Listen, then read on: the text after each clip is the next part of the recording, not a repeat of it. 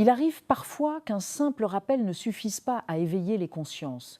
Parfois, ce sont les faits réels, les histoires vécues qui nous touchent le plus profondément et nous ramènent à la réalité. Permettez-moi de partager avec vous une histoire authentique, relatée par un imam de confiance, qui illustre de manière tragique mais édifiante les conséquences concrètes d'un usage négligé du téléphone.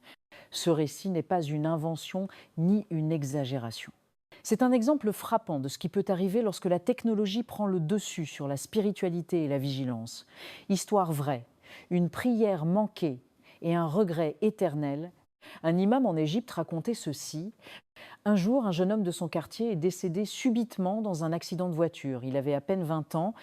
Lors de la préparation du lavage mortuaire Gousse, les frères qui lavaient son corps ont remarqué que dans sa poche se trouvait encore son téléphone portable intact.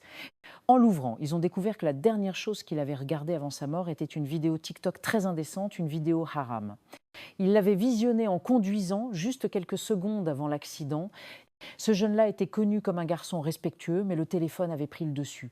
À cause de la négligence et de l'addiction, il est mort dans un moment de distraction et de péché, qu'Allah lui fasse miséricorde.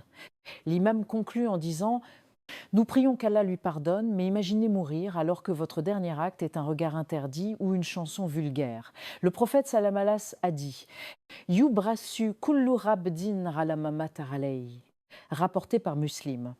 Chaque serviteur sera ressuscité dans l'état dans lequel il est mort. A-t-elle leçon à tirer? Cette histoire nous montre à quel point le téléphone peut détourner même une personne pieuse si elle n'est pas vigilante.